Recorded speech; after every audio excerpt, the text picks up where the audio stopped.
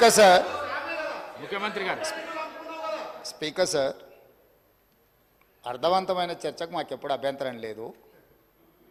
కానీ అబద్ధాల ప్రాతిపదికన ప్రజలు శిక్షించిన తర్వాత కూడా ఇంకా ఇదే ఊకదంపుడు ఉపన్యాసాలతోని ప్రజల్ని మభ్యపెట్టాలని చూస్తే ప్రజలేమో అమాయకులు కాదు సార్. ఎందుకంటే అసెంబ్లీ ఎన్నికలలో లెక్క తేల్చారు. ఆ లెక్కతో సరిపోక ఇట్లనే మొదటి శాసనసభ సమావేశాలలో తొండి లెక్కలు అన్నీ చెప్తే పార్లమెంట్లో గుండుసునిచ్చారు. అయినా కూడా ఆలోచన మారలేదు, విధానము మారలేదు. ఔటర్ రింగ్ రోడ్డు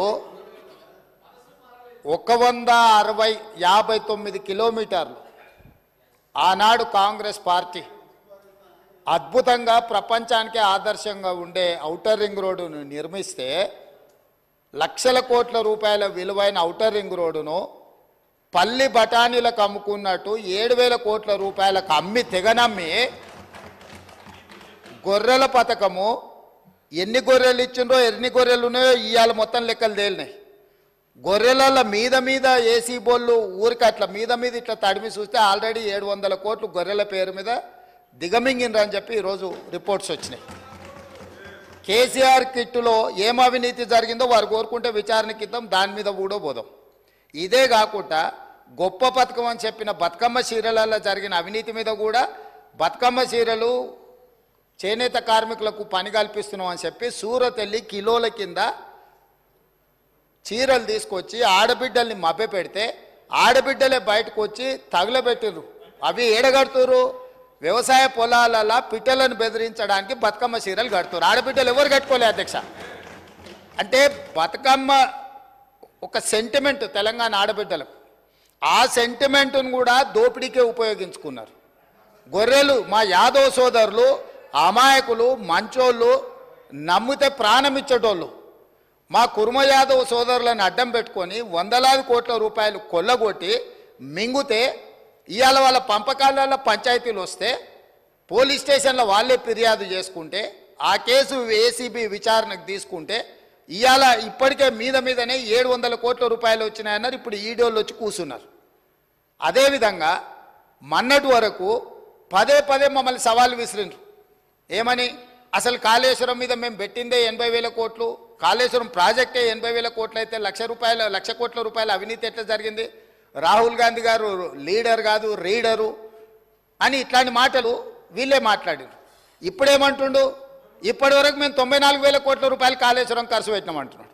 నిన్నటికి నిన్న పోయి చూసిర్రు ఎట్లా కూలిందో, ఇంకేమైనా మిగిలిందా లేదా అని. ఇవాళ ఇన్ని తప్పిదాలు చేసి ఉన్నాయని నమ్మి రంగారెడ్డి జిల్లాలో తమ రంగారెడ్డి జిల్లా నుంచి రిప్రజెంట్ చేస్తున్నారు అధ్యక్ష. మా మల్రెడ్డి రంగారెడ్డి గారు ఎప్పుడు మొత్తుకుంటుంటారు, అన్నీ మా భూములు అమ్ముకున్నారు, కనీసం మాకు రోడ్లు కూడా వేయలేదు, మా డ్రైనేజ్కి కనీసం మురికి కాలువలు కట్టుకోనికి కూడా నిధులు ఇవ్వలేదు, మా కాలేజీలు కూడా కట్టుకోవడానికి నిధులు ఇవ్వలేదని మా మల్రెడ్డి రంగారెడ్డి గారు అంటుంటారు. ఎన్ని వేల కోట్ల రూపాయల భూములు అమ్మినరో ఇవాళ లెక్క తీద్దాం అధ్యక్ష. ఇవాళ అప్పుల లెక్క ఏదైతే చెప్తుండో అమ్ముకున్న లెక్కలు చెప్తలేడు. ఇవాళ మేము ఇది కట్టినాం, మేము అది కట్టినాం, ఈ కట్టడాలు చెప్తున్నాం. అమ్ముకున్న లెక్కలు కూడా తెలవాలి కదా అధ్యక్ష. మనకు తాతలు ముత్తాతలు ఆర్నమెంట్స్ ఇస్తారు, ఆస్తులు ఇస్తారు, బంగారం ఇస్తారు. మనకి ఇంట్లో ఆడబిడ్డలకు ఉండనీక అని చెప్పి బంగారం ఆభరణాలు ఇస్తారు. కానీ ఇంట్లో ఎవరో ఒకరు వ్యసనాలకు లోనయ్యి తాగుడుకో జూదానికో అలవాటు పడి తాతలు ముత్తాతల నుంచి వచ్చిన బంగారం అంతా తెగ నమ్ముకుంటారు, భూములు తాకట్టు పెడతారు. తాతలు ముత్తాతలు సంపాదించిన గౌరవం పేరు మీద ఊర్లో అప్పు పుడితే అప్పు కూడా తీసుకొచ్చి అప్పు కూడా పెట్టి ఎక్కడిదక్కడ కథం పడతారు. ఇవాళ 10 ఏళ్ళైనా అధ్యక్ష నేను మిమ్మల్ని ఒకటే మాట్లాడగదలుచుకున్నా. ఏమన్యాయం చేసినాం అధ్యక్ష? పాలమూరులో మేము చంద్రశేఖరరావుకి ఏమన్యాయం చేసినాం? 2009లో కరీంనగర్ జిల్లాలో అక్కడ ఓడగొడతారని భయపడి పాలమూరు జిల్లాకు వలస వస్తే వలసలిపోయే పాలమూరు జిల్లా ప్రజలు గుండెలు పెట్టి చూసుకొని భుజాల మీద మోసి పార్లమెంటుకు పంపిస్తే పార్లమెంటుకు పోయి ఇవాళ తెలంగాణ రాష్ట్రం వచ్చినాక మొట్టమొదట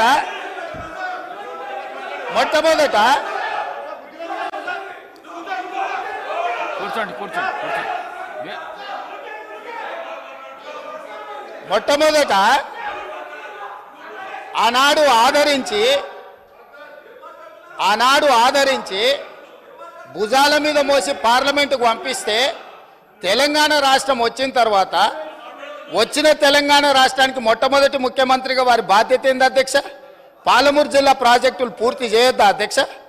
ఈ రోజు కూడా ఉమ్మడి రాష్ట్రంలో ఏ అన్యాయం ఏ నిర్లక్ష్యానికి పాలమూరు జిల్లా గురైందో, మా తట్టపని పారపని వలస బతుకులు ఎట్లున్నాయో బీఆర్ఎస్ పార్టీ అధికారంలోకి వచ్చిన 10 ఏళ్లలో అంతకంటే దారుణంగా తయారైనవి.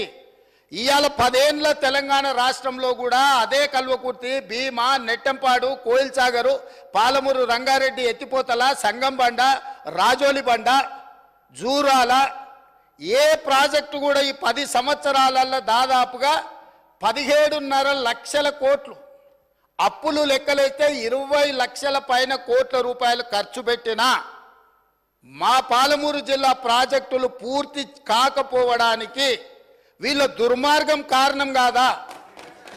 ఈరోజు రంగారెడ్డి జిల్లా ఆనాడు మీరు కానీ అక్కడ కూర్చున్న వాళ్ళు కానీ రాజశేఖర రెడ్డి గారిని ఒప్పించి ప్రాణహితలో ప్రారంభమయ్యే ప్రాజెక్టును చేవెళ్లకు తీసుకొచ్చి చేవెళ్లలో శిలాఫలకం వేపించి చేవెళ్ల ప్రాంతంలో రంగారెడ్డి జిల్లాలో వేల కోట్ల రూపాయలు ఖర్చు పెట్టిన ప్రాజెక్టులను రంగారెడ్డి జిల్లాను ఎడారిగా మార్చడానికి మెదక్ జిల్లా వరకు నియంత్రించి ఇవాళ 3000 టీఎంసీలు గోదావరి జలాలు సముద్రంలో కలుస్తుంటే సముద్రంలోనైనా గోదావరి జలాలు కలవాలి కానీ చేవెళ్ళకు కానీ వికారాబాద్ కానీ తాండూరు కానీ పరిగికి కానీ కొడంగల్కు కానీ గోదావరి జలాలు ఇవ్వద్దని కుట్ర చేసి ఇదే ఈ రోజు అక్కడ కూర్చున్నోళ్ళు ఆ ఎల్ల అర్ధాంతరంగా అసంపూర్తిగా ఆపిన పనులను పరిశీలించడానికి మనం పోలేదా అధ్యక్ష?